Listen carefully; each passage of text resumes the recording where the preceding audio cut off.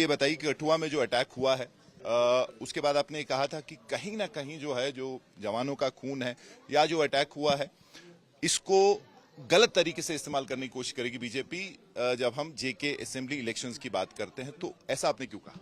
आपने खुद देखा होगा ये उनका जो इकोसिस्टम है बीजेपी का, इवन टू द एक्सटेंट के फॉर्मर आर्मी चीफ भी इन इंसिडेंट्स को इस्तेमाल करके ये स्टेटमेंट्स देता है कि असेंबली इलेक्शंस को डेफर किया जाए यहाँ पे।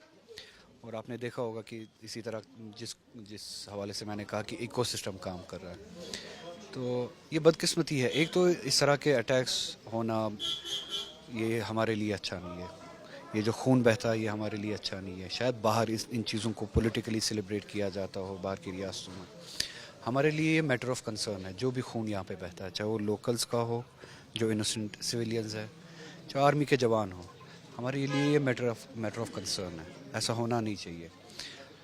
अब ये जो कहा जाता था 370 हटाने से मिलिटेंसी ख़त्म होगी, मिलिटेंसी का सारा लेना देना 370 के साथ था, ये इन इंसिडेंट से हमें ये बात वाज़ेह होनी चाहिए, साफ़ होनी चाहिए कि 370 का और मिलिटेंसी का दूर दूर तक कोई वास्ता नहीं था। दूसरा, ये जो BJP government, BJP regime national security के हवाले से बड़े बड़े दावे करते हैं, वो दावे तब मैंने they turn out to be flawed, यानी बेमाने साबित होते जब इस तरह की कोताही आप देखते हैं कि अब मिलिटेंसी उन जगहों तक फैल गई है जहां पहले देखने को नहीं मिलती थी।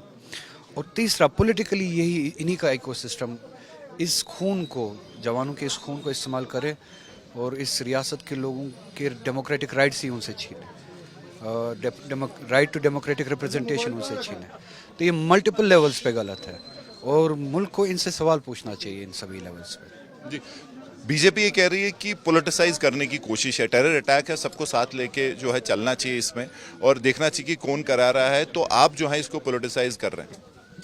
हम पॉलिटिसाइज कर रहे हैं या वो पॉलिटिसाइज कर रहे हैं? हम कह रहे हैं ये खून बंद होना चाहिए, खून खराबा बंद होना चाहिए, ये खून बहना बंद होना चाहिए। अगर ये पॉलिटिक्स हम ये पॉलिटिक्स करते रहेंगे, अब वो जम्मू कश्मीर के लोगों को मार्जिनलाइज करने के लिए, आइसोलेट करने के लिए इन सब चीज़ों का इस्तेमाल करते पॉलिटिकली, आपने देखा होगा नैरेटिव क्या, वो भी अपनी एक सेक्शन को, अपनी एक पॉपुलेशन को दबाने के लिए इंसिडेंट्स का इस्तेमाल किया, उसको पॉलिटिसाइजेशन कहा जाता है।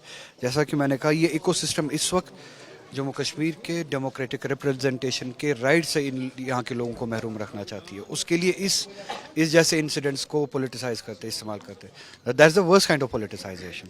बट आपको लगता है कि क्या बीजेपी को लग रहा है कि पॉलिटिकली या जो ग्राउंड जो पल्स है, जो लोगों का इस वक्त एक मूड है उनके खिलाफ है, इसीलिए शायद वो इलेक्शन नहीं करना चाहते? आप ऐसा कह रहे हैं? हालांकि बीजेपी तो कह रही है कि जम्मू में हमने 2 लोकसभा सीट जीती हैं, हम अगर चाहे जम्मू में तो लार्जेस्ट पार्टी बन के हम आएंगे, तो कैसे दिखता? मैंडेट आपने खुद देखा, पहले 3 पार्लियामेंट्री कॉन्स्टिट्यूंसीज पे, जिसमें जम्मू के रीजन का एक बहुत बड़ा इलाका है पुंछ और राजौरी, उन्होंने हिम्मत ही नहीं की कंटेस्ट करने की।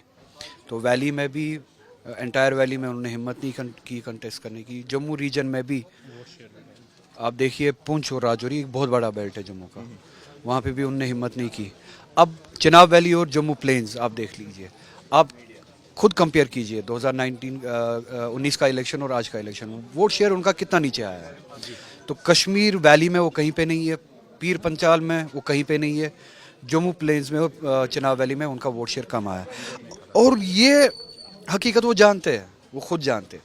इसीलिए ना उन्होंने यहाँ पे कैंडिडेट्स अपनी पार्टी के निशान पे, हालांकि उनके कैंडिडेट्स थे, प्रॉक्सीज थे, पार्टी के निशान पे उन्होंने कंटेस्ट नहीं किया।